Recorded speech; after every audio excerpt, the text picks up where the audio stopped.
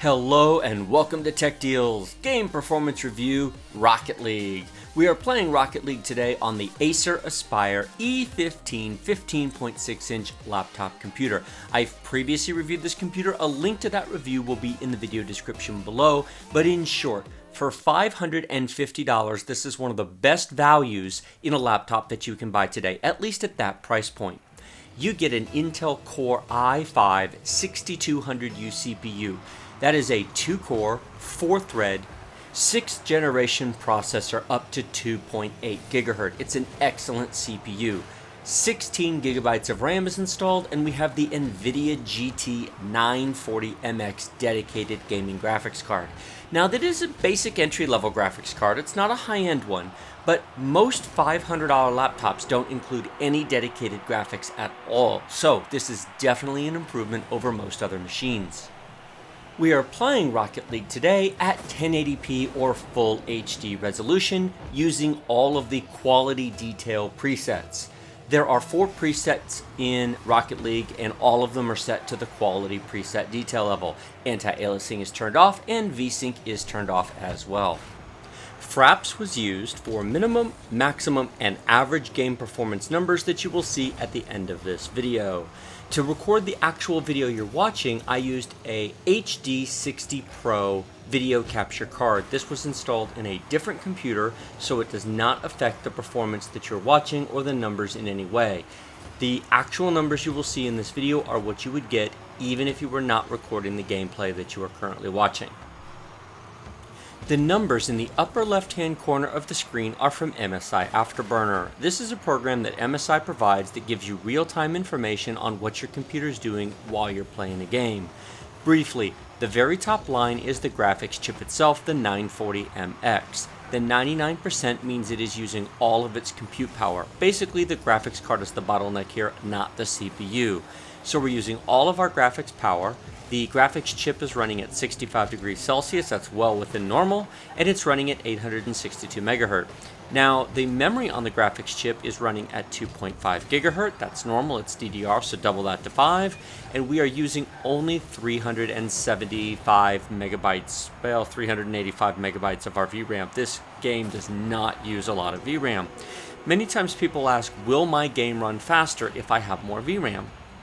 Yes, if VRAM is the limitation. If it's not, then you won't. This graphics chip has 2 gigabytes of VRAM. 4 gigs would make zero difference because it's not even using 1. The third line is the actual CPU itself, that Intel i5-6200.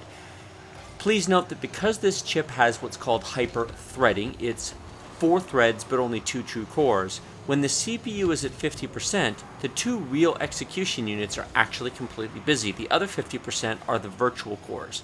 So this game is absolutely using both of our cores. That being said, it should still run pretty well even if you only had a dual core chip, but the hyper-threading helps smooth everything out. Temperature of 68 degrees, no problem.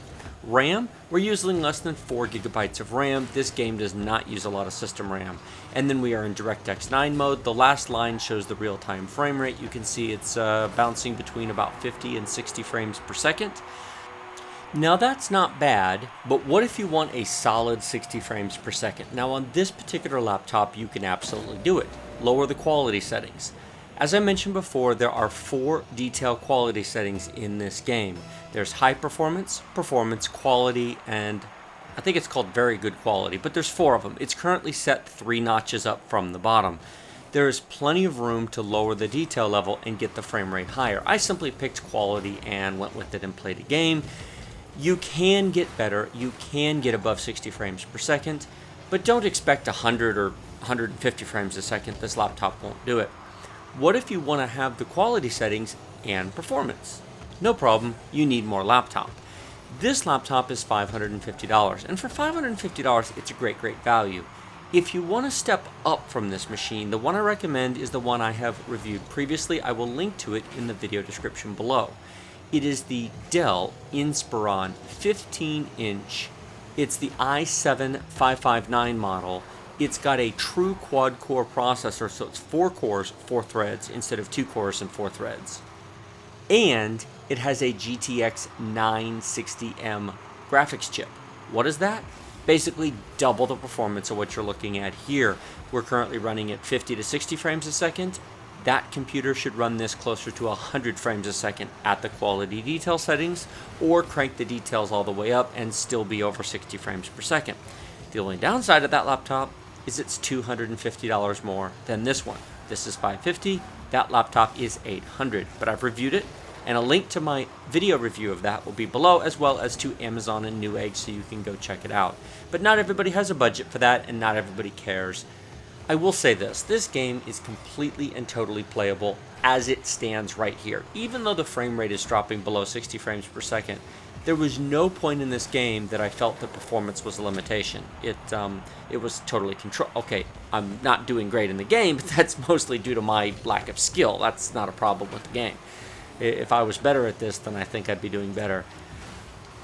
If you are a casual gamer, and if you love to play games like Rocket League, Dota 2, League of Legends, Counter-Strike Global Offensive, this $550 laptop has enough performance to do that.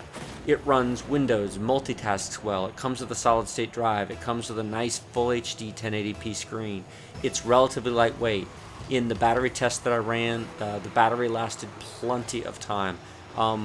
In one of the tests I got over 6 hours, but I never got less than 4.5 hours, and that was continuous use, not letting it go to sleep mode. That was the screen was on constantly and was never turned off. It was always running a program. So it's got a really good battery too. I need to do a video on that. 8 seconds left. 7. I think we're going to lose this match. I accept full responsibility for my terrible game playing. What can I say?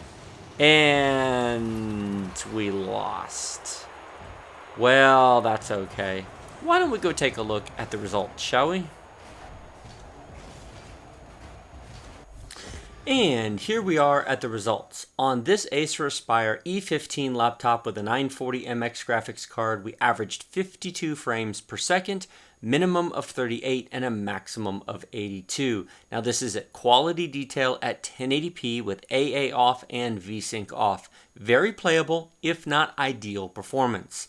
Again, take a look at my review of the $800 Dell laptop if you are interested in more performance, but frankly, if you are okay with what you saw, that was totally controllable. I would have no problem playing this game and many others on this laptop. So, like this video if you like it, don't if you don't.